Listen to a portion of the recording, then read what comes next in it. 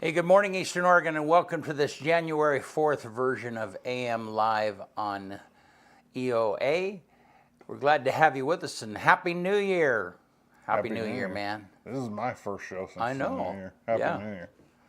Happy New Year. Happy New Year, yeah. It's first Friday. It's first Monday for me, too. Yeah. Oh, goodness. Yeah, these weeks have been weird. This is the last of 3 weeks that have been short, so it was like... And then next week strange, it's back to normal life in the grind. Yeah. It's crazy that it's already 2024. I know it. It really is. Where'd 2023 go? I know it. I forgot to turn my phone off. It seems like we were just sitting here talking about 2022 being gone. Yeah. And now all of a sudden 2023 is gone. Well, yeah. And we're busy. Yeah. I mean, these shows just click by super quick. Yeah. They definitely And it doesn't seem like, I mean, it's just crazy how fast it all goes by. The ball drop was good this year. There was a lot of people. The weather was nice. It was. A good turnout. There was. They talked about it last night at the city council meeting. Yeah, that they really kind of need some police presence. Yeah. I took a video of the afterwards, the fireworks that got shot off, that big firework display. Yeah. Just shoot a firework display off right in the middle of town, not even giving it a dawn. You know, and it worked out okay. Nobody got hurt, but it's like it was just. It's just right on, on the cusp of the wrong people. Anarchy. Yeah, the wrong people involved. It just could have been a little weird. Yeah, why isn't there any police presence there? Well, They probably only got a couple guys on, right? Well, and it's already a pretty busy night for them. That's true. They're out looking for DUI. Yeah. But they probably didn't have I mean, if it's like history for the past 20 years or so, they probably didn't have many DUIs because of the Loveland safe ride. I don't know. We'll have to get a report on how they did. And usually the last couple of years, Jerry's messaged me within a week of the first to say, hey, we had 0 DUIs. Yeah. No, and somebody, Gabe mentioned the other day we should have Jerry on and talk about how it went, or maybe it was Bennett, I don't know. But appreciate Loveland Safe Ride and what they do. Yeah, that's a pretty cool program. Yeah. And it's not just that. I mean, Kevin is super invested in the community. Yep. I mean, and a lot of our business, Rock and Sons, are the same way. I mean, Northwest Furniture and Mattress. Yeah. I mean, if you looked at the amount of money that they give in local support every year, it would probably be staggering. Definitely, for sure. Yeah. Like with Loveland, like you pretty much have to be invested in your community in that job, right? I mean, thankfully he's the right person for to be doing. Well, I mean, I've not known many funeral home owners that were quite as outspoken. Yeah, usually they're like normally they're a little bit more part of the woodwork. Weird. Yeah. I mean, they are undertakers. Right? It's funny. There's a movie that has Jack Black in it, and he is an undertaker. Huh. Yeah, and it is so, and he's like the happy undertaker. Yeah, that's funny. And it is. It's a good movie. And when I watched it, I told Kevin, I was like, "You got to watch that." So on the post about that I made about Loveland being out on the air, somebody said, "It's ironic that the funeral home is the one that's doing this," and I didn't comment, but I'll say it now. it's not because he's the funeral home. He has a personal tie.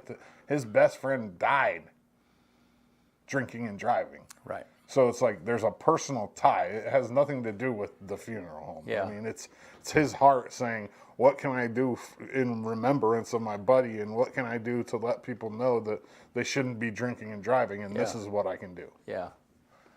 Yep. Pretty awesome.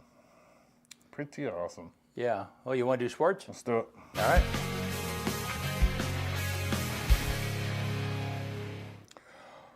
AM Sports Report brought to you by Hobby Habit right here in LeGrand, 411 First Street. Go check them out. They got the selection in there is crazy. They have everything from kendamas to Legos, Magic the Gathering cards, STEM products for your kids. Hobby Habit in LeGrand, just for the fun of it. Let's talk about Peasley first.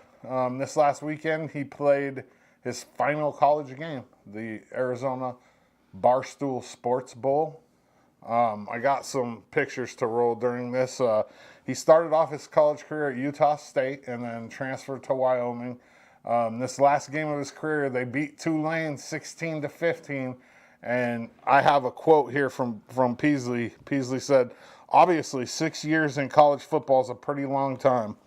It's been a great ride, and these last 2 years at Wyoming have been super special for me.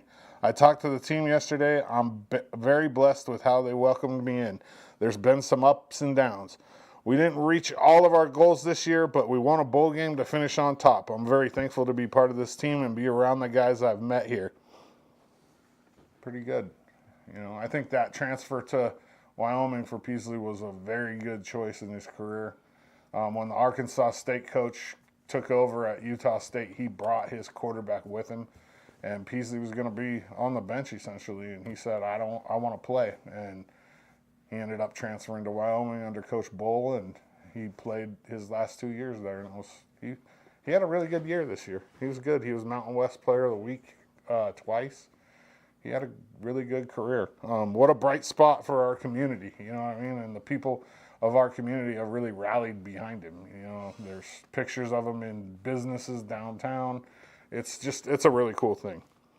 Next up, LeGrand senior Kai Carson has decided to follow his brother and has signed to continue his academic and athletic career as a Mountie.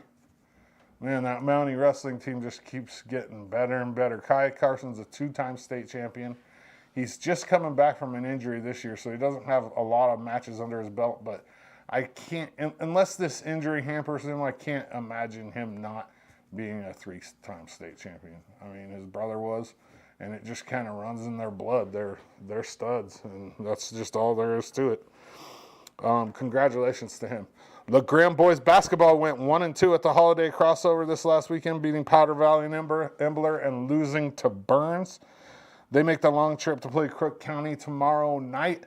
They're currently 3-9 and open up GOL play against the number 1 team in the state on the 9th, Baker, and Baker's really good.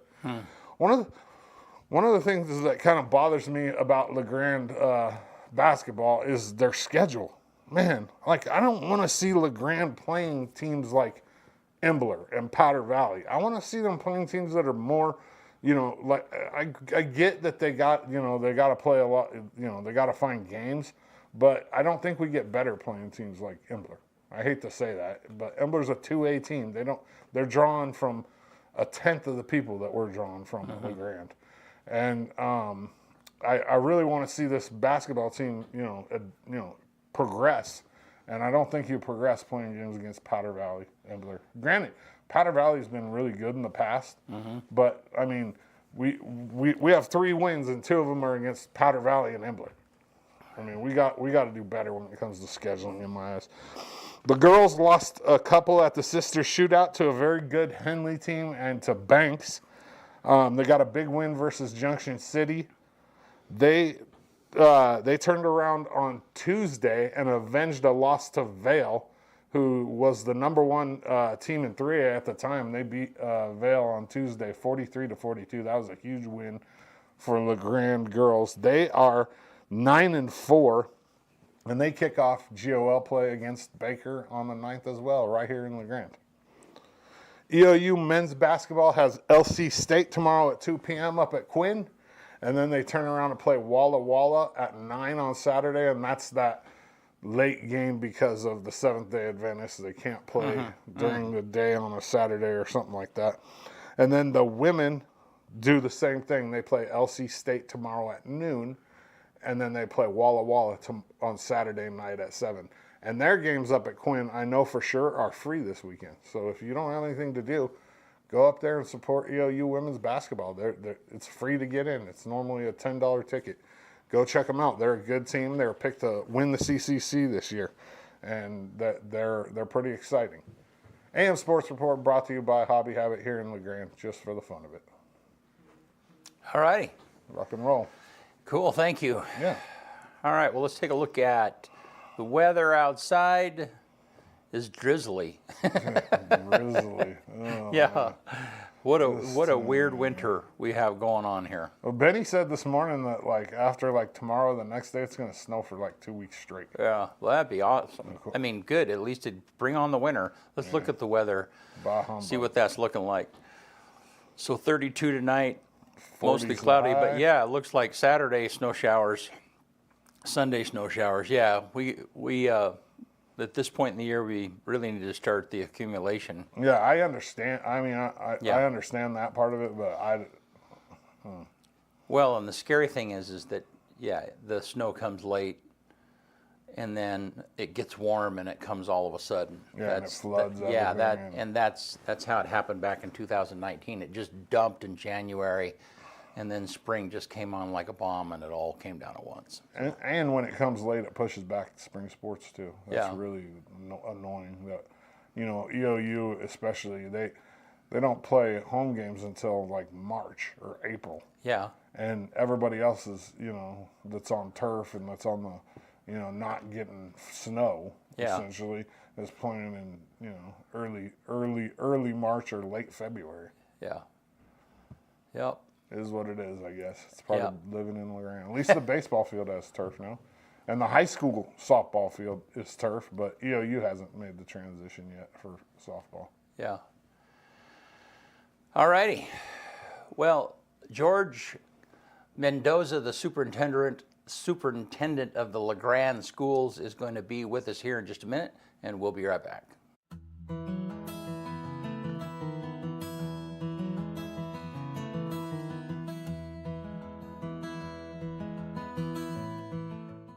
Eastern Oregon is full of interesting people, with interesting minds and interesting things to say. Here at EO Live, we're committed to connecting you to these intriguing people with EO Talks. We let our special guests share their ideas and life experiences with deep, open, engaging, and inquisitive conversations. You'll also be informed in depth on some of the most recent and relevant events, issues, and more. EO Talks on EO Live, your connection to Eastern Oregon, now on Roku.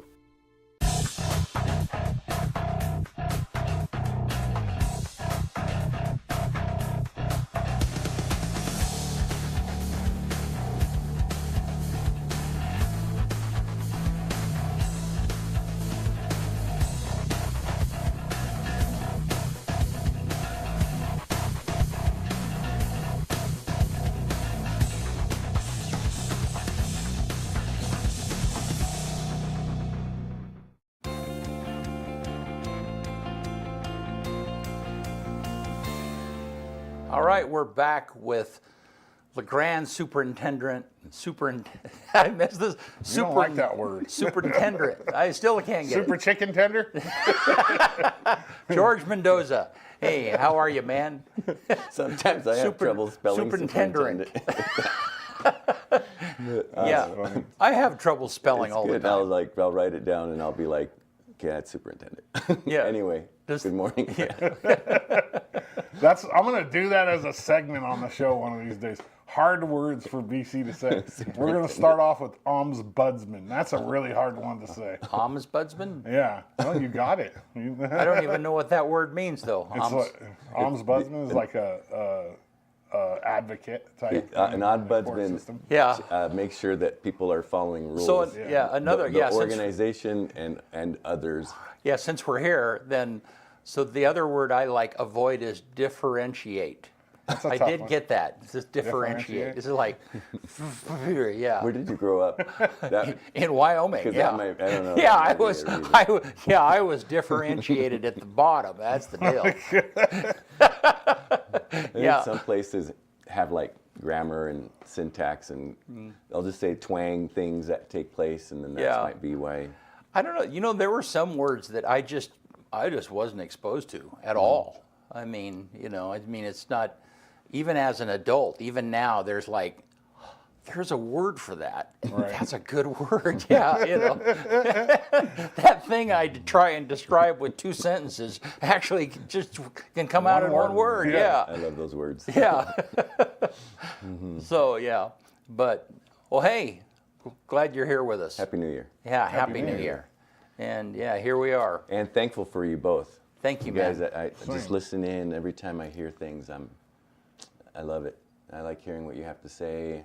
I love that sports segment you just did. I like how you guys banter and talk about life or talk about things. It's good. Yeah, it's funny. Sometimes we don't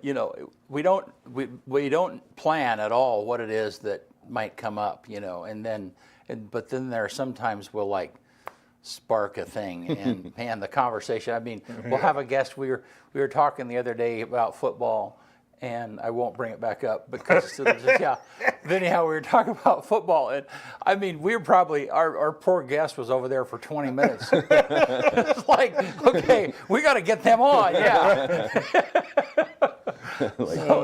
So yeah, it just every once in a while. So what's up in George's world? Let's start there.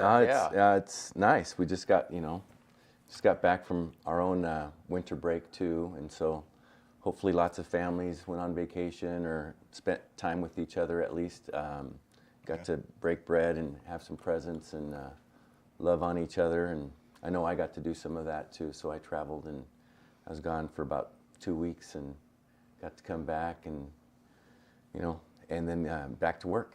So I'm excited about that. We got good information when we came back. Scott Carpenter gave me an update on attendance through the year, and we're about 7% higher as a district than we were last year at this time in terms of attendance. We're above 90%, about 90.5% attendance rate for regular daily attendance, and last year we were around 83%. And so he gave us data on, Greenwood's at about 91%, and they were about 80% last year, and Island City's around 95%, and they were about 90% last year. And so basically data for all the schools, and we've been doing a lot for an attendance campaign. And so when you get data, when you start back, and you're like, oh, the activities, the strategies, the the media campaigns, right? All the things that we're trying to do to promote regular attendance. Is showing, I'll just say showing up, and so it's nice. Yeah, it's a good start. That's awesome. Yeah. Well, and I mean, I've noticed it. I mean, the school has those electronic billboards now, and as I drive by them, I see that emphasis. I mean, sometimes just bringing attention, just increasing an awareness about a particular problem. It's like, oh, that does matter. So and that's been our goal, is to raise awareness and promote, regular attendance, and then to share a lot of concepts and skills that happen because of that. If we attend regularly, we learn more. If people don't show up, then it's harder for everybody to teach lessons or units, and it holds everybody back. Yeah. And then the work habit, that just showing up in life, the grind. Yeah. I love that. Yeah. That's really life is a journey, or life is a marathon, or life is a grind. It's one of those, you have happy moments, but there's a lot of peaks and valleys, and getting comfortable with things just going this way. Yeah. Because they don't just go this way all the time. There's a lot of that, and just moving forward. And so I love those kinds of concepts. And it doesn't have to be a real steep mountain up. It can be just as long as it's not that. I mean, you're doing something right. Oh, yeah, I love that. That stuff right there is how I think. So, yeah. I would imagine when you come back after being on vacation for a bit, I mean, being a superintendent is like a lot of occupations where you're never really away from it. It's very much like a business owner. Yeah. Well, there's emails, messages, problems or situations, or bus this or travel this for a sport, and a problem with a boiler not working, when the winter time. There's just all these things that happen even when school's not in session. Right. Yeah, for sure. Yeah. But when you're on vacation, are you able to disconnect a little bit? People that kind of help. No, because they're on vacation too. I mean, we want to. The people not on vacation sometimes, I would say. So this is something that, out of gratitude, is our custodians. Right. Wind up staying, and they're fixing and resolving or cleaning things that need to be done over the winter time. So they're still working. Our maintenance staff, they're taking care of facilities. They're making sure things are operating. They're doing bigger projects that need to get done. They do that. Yeah. But for the most part, those are the employee groups that are still working. Yeah. And then secretaries or, some district office staff stay. So we do have some district admin that wind up working for a week at least more. But in general, people find a way to take a week, up to 2 weeks off if they can. Yeah. So that's what happens. But work is still taking place. So you're right. There are people still having meetings. There are people still working on reports. There are people that are getting organized or reorganized again, and then there's a lot of maintenance and facilities, custodial things that happen over the winter break. I'd be interested to know how much, and maybe, how much square footage the school? You ever seen that number? I would say I've been told it before. Yeah. When you kind of do these facility studies. Right. Yeah. So I will say that, like even the new Wildcat Center, which is going really well. Right. The 3 gyms are like 20,000 square feet, just the 3 gyms. Right. And then the other side of the building, which is the classrooms, Right. each classroom's about 1,100 square feet. So it's about another 10,000 square feet total for that other side. Okay. Even more when you think of 2 sections. So that's going to be around, 35,000 square feet, just that building. Yeah. Just that building. And then so the middle school is going to be roughly 45,000 square feet. And so it's, they're big. No, but I mean the total. It'd be really into the total square footage that the school district is responsible for.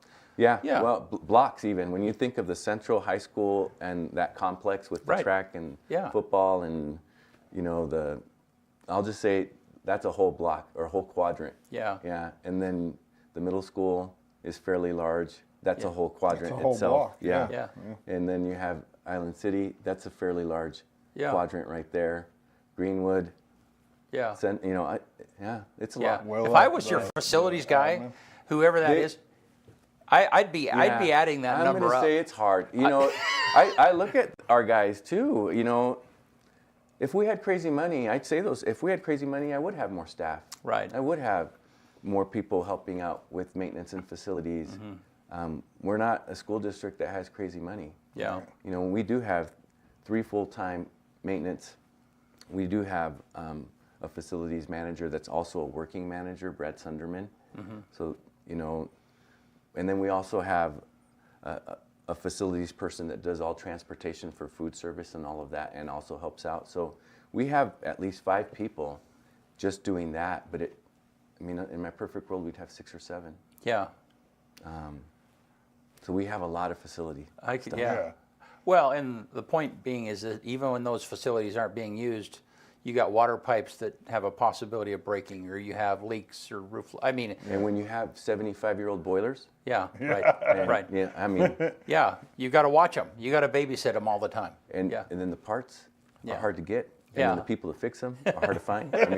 There's stuff that makes me always like, we got to invest in boilers. We need new boilers. Yeah. So we are getting to a point where we've got 2 boilers that are over 75, but once we replace those and get new, almost all of our stuff will be 15 years or newer. Yeah. Which there is technology, and there are folks that can help, and there are parts, and we're getting close to getting it so that we're there. Yeah. It takes money. Yeah. Yeah. But it's like whack-a-mole.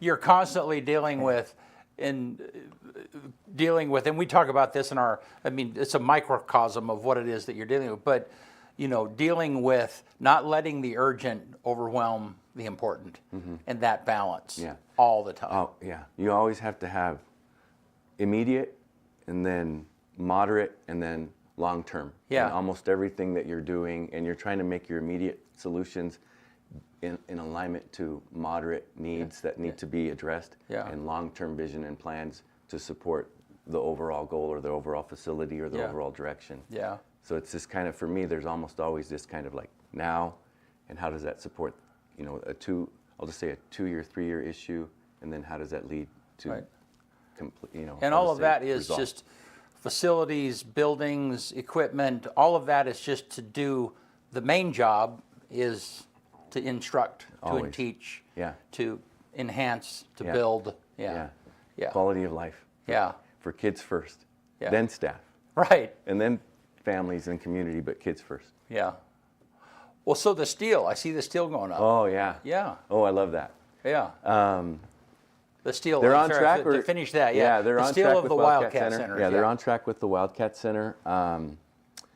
They call it the skeleton as well. So the skeleton is almost complete. They did leave a final section, I guess, so that the cranes can move about and through. Because in about 2 weeks, I was told they'll be done with all of the framing. And so all of the skeleton is done, and then they'll start putting on the sides, the siding, that metal siding. So then it'll start to enclose. And I've been told that it's a beautiful thing once that siding starts to go up, because that'll probably take another 2 or 3 weeks after that. And then it'll be enclosed, and then they start to do all the inside work. Yeah. So it's been impressive. They also finished up the greenhouse. That greenhouse is huge. It's beautiful. It's a significant upgrade to what we have. Just even yesterday, I was there when they commissioned the HVAC to make sure that it was in working order. So over the break, that got wrapped up. The electricity got turned on so that they had power and lighting. Now, where's the greenhouse at? It's just above. It's in the soccer field. It's the middle school athletic field, soccer field area. Right. Over where they have our option center, alternative school. Yeah. Over in that section in the corner is the greenhouse. And that really is, today is my understanding is they're going to have final inspection from the city. Oh, cool. And then the district can take it over. And Kathy Nickerson, who runs our middle school plant sales program, is going to be able to start using it and be able to have her flowers ready to go, plants ready to go for sale in near March. Which is huge, yeah. Yeah. Well, with that building though, so the skeleton, I'll bet you right now they're wishing they started about 2 weeks earlier. Because if you said they're about 2 weeks from being able to start working on the inside, that's going to be 2 weeks of snow. Dealing with water intrusion. Not good weather. No, and you're right. Jared did say something about he was. Yesterday was a meeting that I had with Jared Teeter about the progress of everything. So that was a good meeting, and he talked a little bit about the snow coming in and water coming in and having to start dealing with that and having to get. I guess they have a variety of people that help with snow removal or water removal, but it does take time and money. It slows them down. Yeah. Yeah. But I know how that project is. I mean, you guys pushed just as hard as you could, just as soon as you could, just as long as you could to get it going. Yeah. Yeah. And honestly, those are things where I told Jared, and I'm very thankful for Mike Becker and our community for supporting this. But we put ourselves in a great spot with refinancing a bond. We then were able to get an awesome grant for facilities improvement, $4 million. That restructure or refinance of the bond allowed us to ask for the difference of $1.91. We're really at $1.88 of what we're charging in terms of our bonds right now. Not $1.91 or $1.93 or $1.99, which was once the proposal. So we're at $1.88. We've got really about $8.5 million. There are things that are running their course with them. I'll just say cost escalation, all of those things. But we also got a premium on the bond, and then we have also been earning some interest. So we're going to be able to build, 3 gyms, and originally we asked for 2 gyms. So we're going to get 3 gyms, and we're going to get 6 classrooms, and originally we asked for 4. Wow. And we have this big facility that's going to work out financially with the budgets that we have, not have added any cost to taxpayers, and where else does that happen? Where else can we do these kinds of things? Yeah. So let me drill this down and make it a little more plain, because it's a really good point. Okay. So for the original bond that you asked for from the in 2014, 2015. In 2014, okay, which was a big gulp for people locally. Okay. But nothing has changed at all in their obligation. Same years. Yeah. Nothing has changed, but because of the saving, because of refinancing, because of the awesome grant, you are able to add, what, a $10 million? It's probably going to, there's still, the prices are still happening and all of that, but it's going to be above $9 million. Right, sure. Yeah, so yeah, nothing's changed for the public, and they get $9 more million worth of facilities. Yeah. Am I saying that correct? Yeah, and if anything, instead of $1.09, it's $1.88. Right. It's less. $1.88 per thousand on people's property tax. Right. Yeah. So no. So it's been nice, and then we've done, because of all of that. Definitely we've gone after a lot of facilities grants. So we've gone after a lot of seismic grants to put on roofs and then seismically reinforce our facilities. So we did that for Greenwood. We did that for the auditorium. We did that for the gymnasium. That's also happened at Willow prior to me. So there's been things that have happened that have just pushed us to really invest in our facilities, even HVAC and boiler systems that we're talking about. We've already spent, in my time alone, about $6 million, maybe even $7 million, on HVAC and boiler system upgrades. And we still have about $2 million left, I'd say, to do. But then now we're up to date with boiler systems and HVAC. I think this is totally off topic, but it's related, and that is that I think that what I see sometimes is people are just resentful. They're angry in some manner or not. If they're generally mad, if they didn't want the bond to pass, if they felt like schools are getting enough money, whatever, you've heard that, all of that. Okay, and the bond came through anyhow, then saving them money or making better value out of that isn't going to make them any happier, because they're still resentful from the past. And that, I'm running for county commissioner, and I'm finding that, there are people that are just angry, and they're resentful, and adjusting their thinking is really difficult. When somebody's mad or hurt. And it doesn't mean that they didn't have they weren't, they don't, that their feelings doesn't matter, and that, but still, it's really hard to be a thinking, open-minded person when you're resentful or when you're hurt. I would agree with you. I think it's okay to feel sad or angry or hurt or even resentful for a little bit, but you got to move on. Yeah. We can't stay there very long, because in general that doesn't fix the problem, or that doesn't solve a lot of things. And if you've got problems with facilities, if you've got problems with HVAC, and if you've got problems with boilers, option 1 is to raise the resources, or option 2 is to get loans, or option 3 is to figure out what you can do to create the opportunity for things to improve, whether it's grants and aid. Like you still got a boiler problem, or you still got an HVAC problem, or you still got a facilities problem, and that's not going away, even if you're sad or resentful or hurt. Right. Like, you still got to apply resource and strategy and figure it out. Right. And the reality is working with people, finding pots of resources, doing different things to create what you need to create. Like, that's probably time well spent, or energy well spent. And I just kind of came to that epiphany, and that was probably 5 years ago. I just can only try to understand the past, accept what is here now, and try to move forward for the future. Right. I can't live here very long, because that doesn't solve my problems. I got to accept that this is now, and this is what we have right now with the life, or the context and the situation and all the variables. And then I got to make a plan to see how things can improve. And that's where I can spend my time. One of the things that people don't, and I don't think people look at it like this, but I was thinking about this the other day. Like, when you really break it down, if you have kids, right? You're basically, the school is your babysitter. Okay. I mean, I hate to say it like that. Both, we take care of them and then we help them. You pay for a babysitter.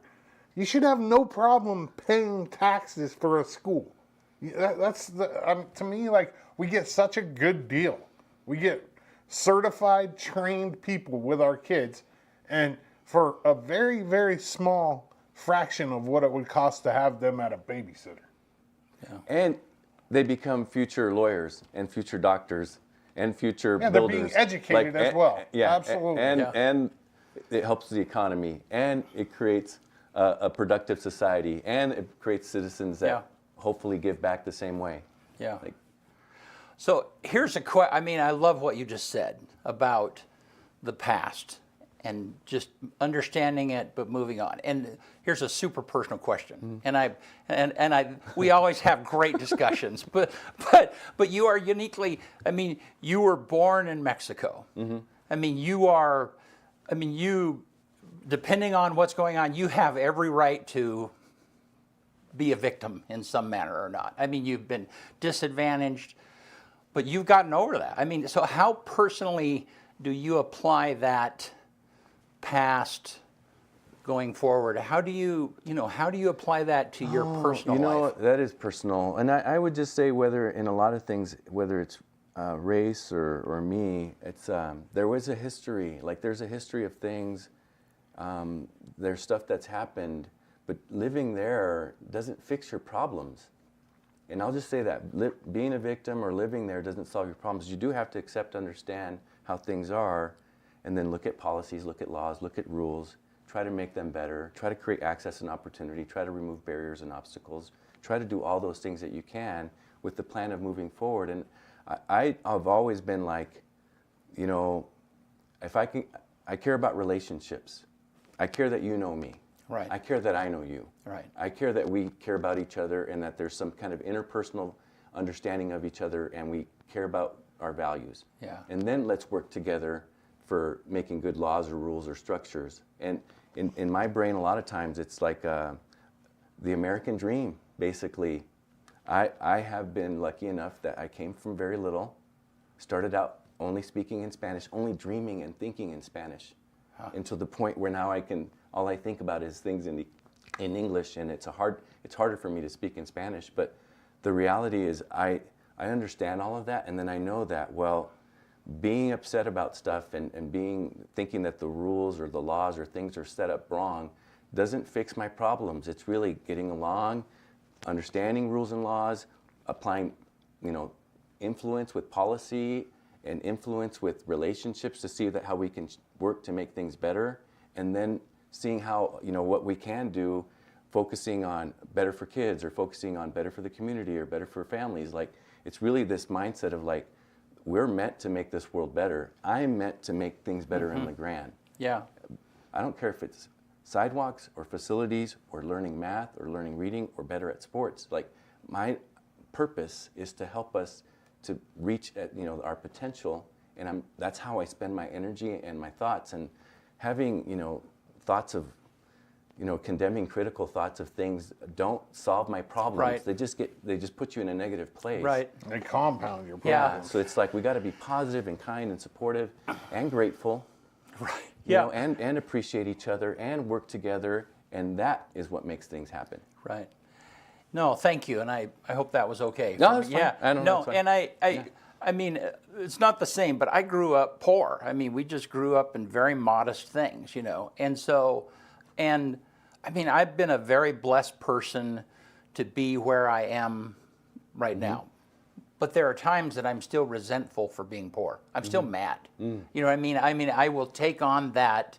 Yeah. I will take on that us and them. I mean, me and and then I have to do a little bit of evaluation and go, what in the world are you thinking? Have you not taken inventory? I mean, do you ever feel that way? I mean, No, do you ever? Even today, as I'm reflecting, because I've got, I have at any given time 10 different problems going on in the school district, and a lot of them are human problems. Right.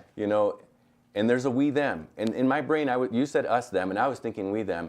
People need to remember, like, it's we. Yeah. There is no them. Yeah. Them is bad in our organization. We is good in our Yeah. organization. Right. Together. Right. Working together, collaborating, supporting each other, looking at the mission or the vision or the goal, and then working towards that, and not about us. Yeah. And that kind of that we thing is important. The them part for me gets in the way of success. What tears things down. Yeah. And so we is good. You know, everything that you're thinking about too, like hurt, pain, resent. We all have things that trigger us, or we all have things Yeah. like those adverse experiences that we've had to go through, and then they leave whatever trauma they leave. Yeah. And then we have habits that are good or habits that are bad because of that. Yeah. You know, and I have to always figure that out too. I mean, I have my own, like, I'll say this personally. My mom moved back to Mexico when I was in 4th grade, and that's where she stayed until I graduated from college. And my dad married 5 different women. So I have times where I think of abandonment, and then I think of, like, people weren't there for me. And then I hold on and want to control things more. Right. And so I think of my own little things of, like, well, this happened to me, and this happened to me, and this has led this to happen here. And I have to always kind of be self-aware and then Right. figure out how to let that stuff go and try to be better and to try not to control everything. Right. And, Right. Yeah. And find peace. yeah, and I relate to that. You have to disconnect that old thing that is pulling you in a particular direction from this thing that is not relevant to what you're feeling at all. I mean, so you're responding to a particular situation in a way that it's because of what you've experienced in the past, you know. And I mean, and Kyle and I were talking about this the other day. Is like, you know, my growing up poor, it's like I have this hole that I still want to fill as a kid. I mean, I still want a mini bike. I still want a snowmobile. I still want, I mean, all of those things that really are just extra. I mean, even if I had them, it would just go in this hole of stuff that I would never use because it was unfilled when I was a kid, you know. And so then I have to think about my buying decisions now based upon, is that something that is really beneficial, or is that just going into the hole of things that I didn't get when I was a kid? Anyhow. I hear you about the control thing too. Like, it's so hard to when you have abandonment issues. I have a similar background. I mean, my dad left when I was 4. I never saw him again, my real dad. My mom was a heroin addict till I was 9 years old. And so one of my things that I really have to work on is the same thing, like trying not to control my environment because it makes me feel safe. And letting that go, knowing that I don't have to do that to be safe. You know what I mean? It's Trust more. It's hard. Yeah. Trust more, really hard. Love more, appreciate more, and know that people are looking out for you too. Not everybody's out to get you. Yeah. You're good. Yeah. Wow. What a great topic though, because it is so, I mean, it is so relevant, because the fact is that every leader out there, every teacher, every person, they've got that same thing, you know, and you're connected to old issues, and it still is influencing and guiding the things that you're doing today, you know, so. All right. Well, hey, let's go back to the greenhouse for a minute. Okay. So, is the greenhouse being used by the junior high and high school, or what's the plan there? High school has its own greenhouse. Okay. So they have 2 smaller greenhouses, Right. actually 3 smaller greenhouses Okay. that they use, and Ags would, but really FFA uses it quite a bit. Okay. So Future Farmers of America. Sometimes they're doing a lot, and sometimes they're not doing so much. I'll just say that with their greenhouse, but the Kevin Lair and Kathy Nickerson do a lot to support, but it's really Kathy that I see as the leader of what happens with the greenhouse with LeGrand Middle School. And they do significant plant sales for the community. And they have a lot of units of instructions that they offer as it relates to plant science. Yeah. And so that's a lot of time, energy, effort invested into that.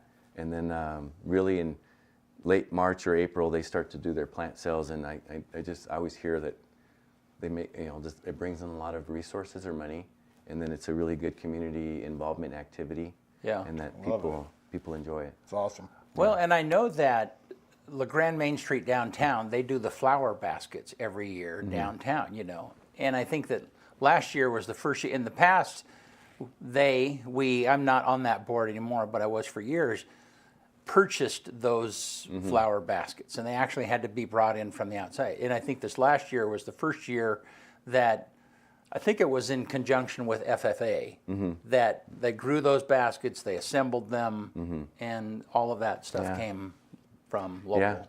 Yeah, and that may be, and that would be nice. I know that we do a lot of flower baskets. Yeah, I know that. which is awesome. Yeah. Cool. Yeah. Well, what else is new and good? Well, I'd say always things are good too. One other thing I think I just want to dispel, because I've been hearing, you know, the electric bus, us having 10 or 11 electric buses. The reality is we applied for a grant along with Midco, and Midco is really would be the owners of any electric bus. And in our school district, I'm interested in having 2 electric buses. It really is a grant process. There's a law where the EPA is making, basically ORS for Oregon law is making rules on having to have bus emissions lowered by 2025, and the EPA is giving grants for electric buses.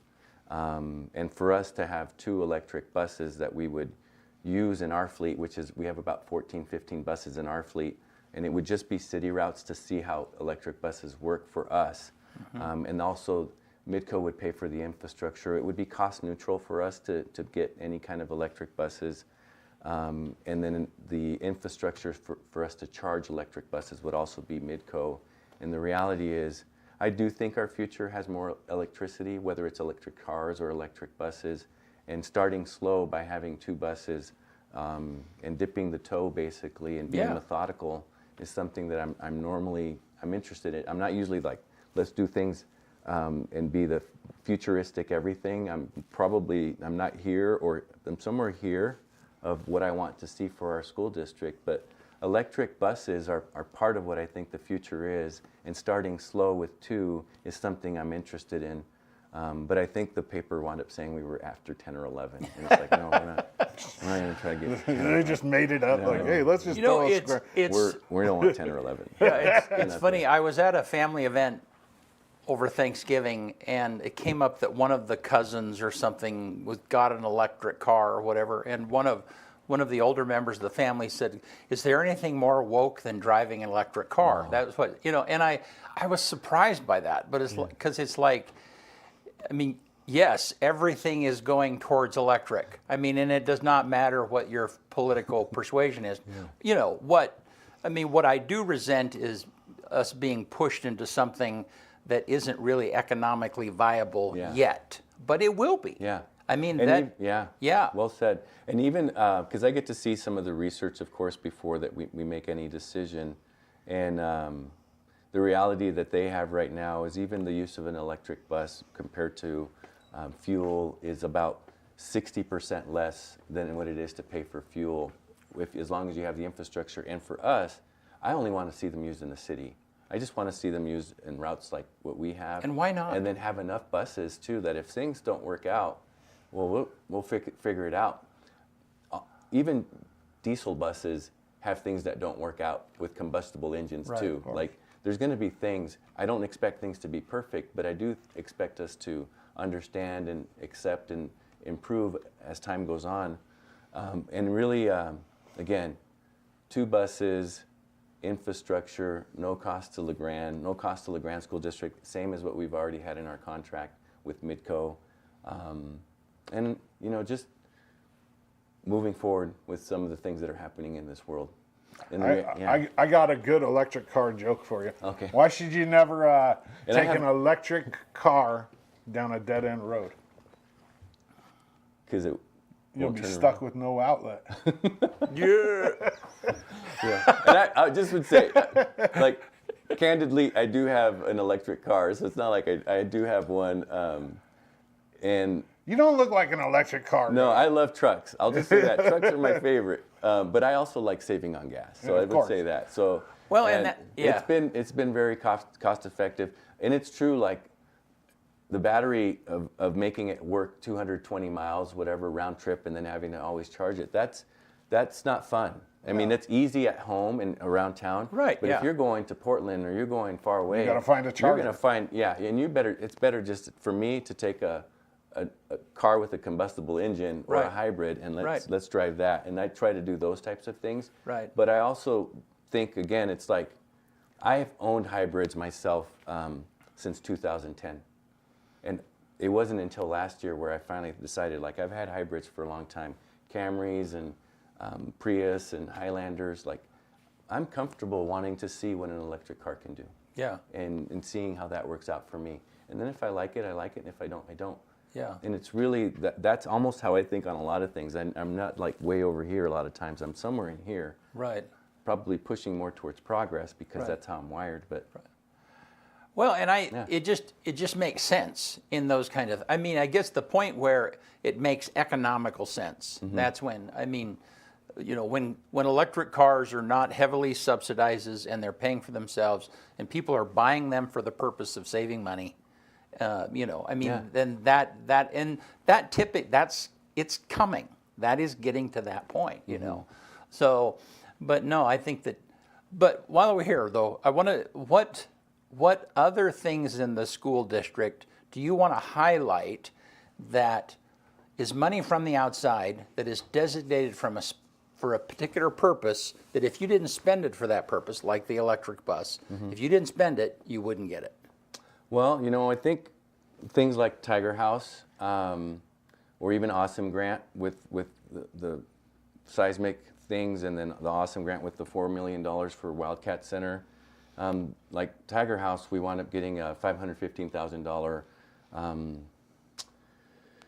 federal grant. I'm trying to remember what the full name is, but it's a congressional spending bill. So congressional spending bill, Wyden and Merkley have helped us get that grant.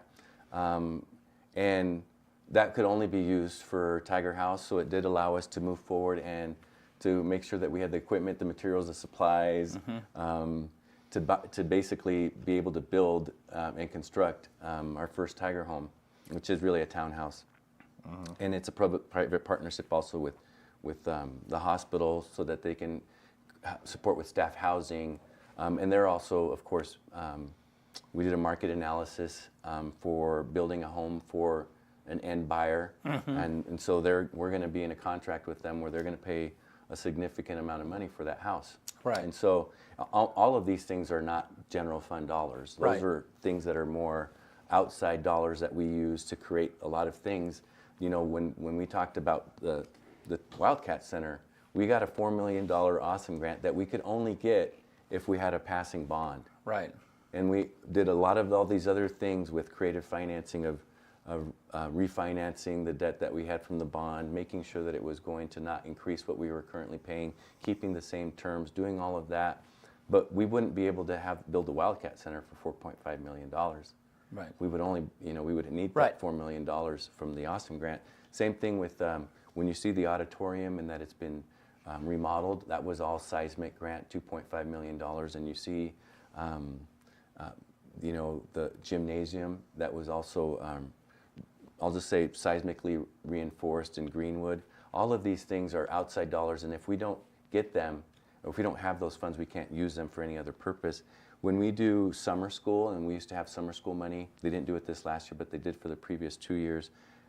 Those are use it or lose it funding, Right. and it comes from the state so that you can do summer school activities, you can do camps and grants and different things for kids in the summer, and to do transportation. And we were given money to be able to do transportation, so we actually purchased 3 SUVs for us to be able to do more with transportation using those funds that were really for a purpose. There's I could go on. Right. There's tech grants that the we list get. just We got goes. a $550,000 grant for health and wellness for students and staff. We've received now over $500,000, Yeah. maybe $600,000 in tech grants that can only be used for tech. Did you get some funding for the display boards, for the billboards, or is that, because I've noticed a lot of schools. are doing- Some yeah. of that is being used by Awesome Grant dollar, or Okay. not Awesome Grant. ESSER funds, that Elementary School Secondary Relief Act. So Yeah. the money that we got from COVID. Right. So some of those things have helped pay for HVAC, Yeah. to help keep staff, Yeah. to help with facilities improvements. But some of that also was general fund mix. So, you know, I would say we probably wouldn't had the reader boards without general fund dollars as well. Yeah. But when we find different pots of funds, we try to find Right. different funds to help us create what we need to create. Well, and the reason this is important is because Tim Seidel was here talking about the grand staircase that they're working on and stuff, you know, and I mean, that's $4 million, I think is what it is, that wouldn't be coming into the community at all if it wasn't for that particular project. Yeah, and that was grant funded. Right, exactly, and that's the point. Yeah. The point is, because people will look at that and go, well, why don't we work on the roads, or why don't we, and they do that with the school district too, I'm sure, you know, it's like, well, how can we afford to do that when we can't, you know, whatever it might be. No, and then you're right. Once you have targeted funds, and they are to go after the things that you say you want to do with those targeted funds. Yeah. And you can't necessarily just do something else with it. Once we pass a bond for a Wildcat Center, and if we say we're going to build a Wildcat Center and it's going to improve HVAC, those are the only two things we can do. Right. You can't turn around and hire 2 teachers with that money. It is only for building that building and improving HVAC.